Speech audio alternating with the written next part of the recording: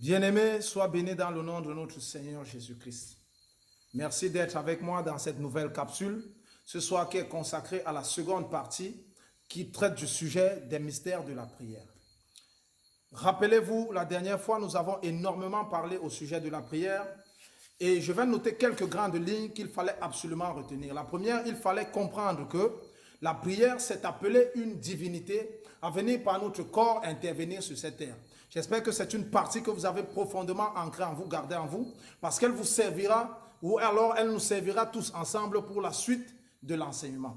Et toujours dans cette capsule, nous avons parlé également du fait que notre corps était une voiture et que c'est par l'esprit qui était au volant que nous pouvions être guidés à gauche ou à droite moyennant ce que l'esprit voulait que nous fassions. Et peut-être que tu étais jusqu'ici ignorant dans ce sens parce que tu vivais, tu montais, tu descendais, mais tu n'avais jamais peut-être traité du fait de savoir qu'en fait, tes faits et gestes sont guidés par l'esprit qui actuellement vit en toi. Et pour cela, il est important que ce soir, nous puissions étayer ce sujet et vous amener à comprendre comment justement entrer dans les bonnes grâces de notre Seigneur au travers de la prière. Mais avant d'en arriver là, on va essayer de rappeler que ce jour, j'ai dit que nous étions dirigés par deux grands esprits et que l'homme avait le choix entre l'esprit mauvais ou l'esprit de Dieu. Je ne suis pas ici pour parler de l'esprit mauvais.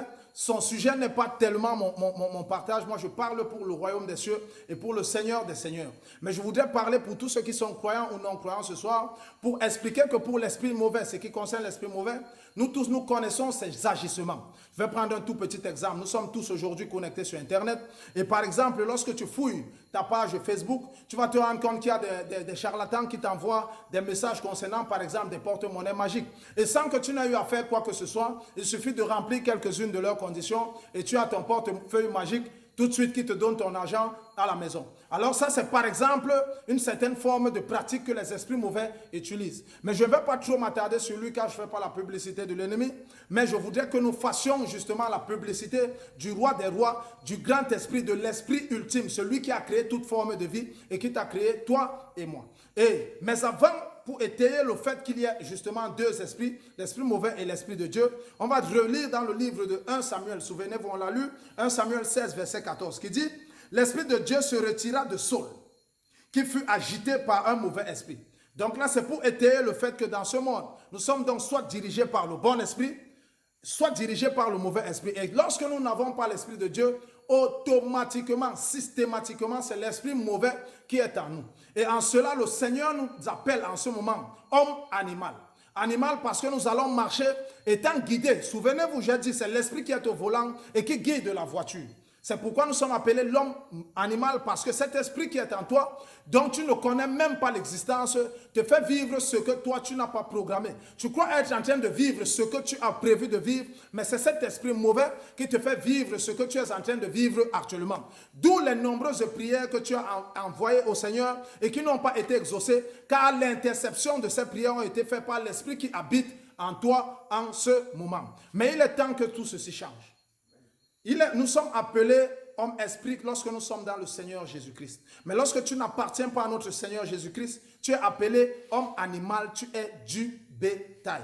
Nous connaissons tous ce que c'est que le bétail. Le bétail, c'est tous ces animaux, que ce soit de la volaille, que ce soit les animaux de la basse-cour, que ce soit les animaux des grandes forêts, c'est du bétail. Et nous allons nous rendre compte que lorsqu'un homme a besoin d'un animal, il n'a pas besoin de demander l'avis de l'animal, il ne suffit que de prendre l'animal qu'il veut et en faire ce qu'il veut. Il en est de même pour toi lorsque tu n'es pas dans le Seigneur. Tu es du bétail pour l'ennemi, pour l'esprit mauvais, qui alors en ce moment fait de toi ce qu'il veut et peut décider même de ton sort jusqu'à ta propre vie. Il en décide du moment où elle doit s'arrêter et du moment où elle peut encore exister. Et pire encore, lorsqu'il vient ce mauvais esprit habiter en toi, lui il sait que le Seigneur a mis un dépôt en toi. Et lorsqu'il vient dans ta vie, ce n'est en aucun cas pour t'apporter du bien, mais pour ôter l'étoile, la lumière, celle pour laquelle tu as été appelé, celle pour laquelle tu existes, celle pour laquelle tu es appelé.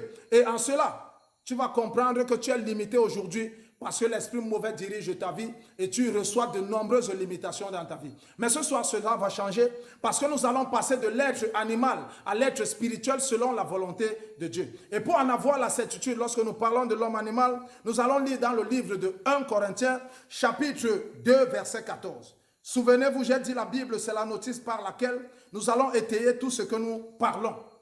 Il est essentiel de le savoir. C'est dans cette notice que nous retrouvons ce dont nous avons besoin pour nos vies. Et la mienne en particulier a été beaucoup transformée par cette Bible. Mais nous allons lire donc dans 1 Corinthiens chapitre 2, verset 14. Voici ce que dit 1 Corinthiens. Mais l'homme animal ne reçoit pas des choses de l'Esprit de Dieu, car elles sont une folie pour lui, et il ne peut les connaître parce que c'est spirituellement qu'on en juge. L'homme spirituel, en revanche, au contraire, juge de tout. Il n'est lui-même pas jugé de personne. Pour comprendre que lorsque nous sommes définitivement dans le Seigneur, l'ennemi n'a plus accès, il ne peut plus mettre en nous un jugement quelconque. Il ne peut plus, passant par qui que ce soit, nous apporter un jugement quelconque. Car nous sommes justifiés en étant dans l'esprit de notre Seigneur. Et ce n'est que lorsque tu es dans cet état d'esprit que tes prières maintenant trouvent un écho favorable auprès de Dieu afin que ton corps lui serve de passage pour agir sur cette terre. Je voudrais que nous comprenions cela, car nous allons passer de la transformation de nos prières non exaucées à des prières qui s'exaucent à partir du moment où nous quittons de l'homme animal pour l'homme spirituel selon la volonté de Dieu. C'est ce que je voudrais que nous retenions ce soir. Nos prières n'ont pas été exaucées pendant de nombreuses années parce que nous sommes hommes animaux.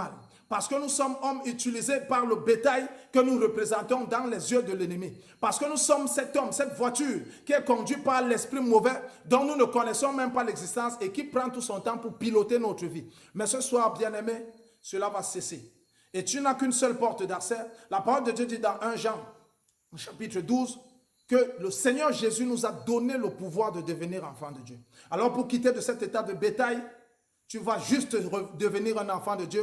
Et c'est très simple à comprendre. C'est dit dans Romains chapitre 9 à partir du verset 10. Il est dit, si tu confesses de ta bouche le Seigneur Jésus-Christ, et si tu crois dans ton cœur qu'il a été ressuscité des morts, tu seras sauvé. Et c'est cet appel que je viens te donner ce soir, frère bien-aimé. C'est cet appel que je viens te donner, cette opportunité d'entrer dans la royauté de notre Seigneur Jésus-Christ et de sortir de cet homme animal que tu es à l'homme spirituel que le Seigneur t'appelle à devenir. Parce que par ta vie, bien-aimé, il veut faire de nombreuses choses sur cette terre. Et tu seras transformé, mais pas seulement toi, mais tous ceux qui vont t'entourer.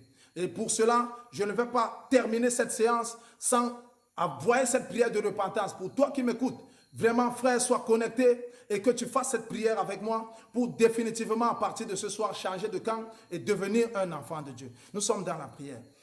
Éternel notre Dieu, béni sois-tu, reçois l'honneur, reçois la gloire. Seigneur, j'ai marché par-ci, par-là, j'ai longtemps été un homme animal, mais j'ai écouté ta parole ce soir, oh mon Dieu, mon roi, et je décide, Seigneur, de vouloir devenir ton enfant de Dieu, de devenir ton enfant, Seigneur, de m'approcher de toi, de devenir enfant de Dieu, selon qu'il est écrit dans le livre de Jean, chapitre 1, verset 12. Seigneur, je viens et je confesse de mon cœur, Seigneur, que tu es ressuscité pour moi, et je le confesse de ma bouche, ô Éternel notre Dieu, que tu es, oh mon Dieu, mon roi, mon Seigneur et Sauveur personnel.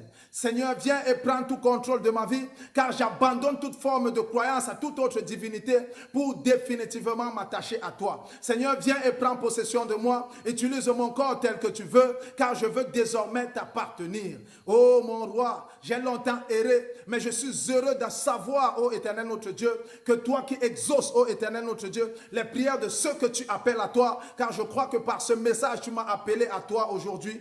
Seigneur, reçois ma vie, j'accepte de mourir pour renaître avec toi, au nom de notre Seigneur Jésus-Christ. Amen. Sois béni. Je tiens à remercier de nombreux internautes et à rappeler, oh Bibi San, toi tu as envoyé une question dernièrement, ça m'a énormément plu.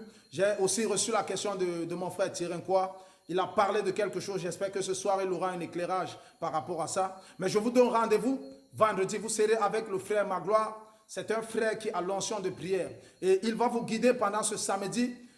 Toujours, il va continuer dans ce processus de repentance avec vous concernant l'homme animal que vous étiez et l'homme selon l'Esprit de Dieu que vous êtes devenu. Il va vous guider pendant quelques minutes de prière. Ce samedi, ne ratez pas. Il sera là. Je crois que vous serez également là. Soyez bénis dans le nom de notre Seigneur Jésus-Christ. Au nom de Jésus. Amen.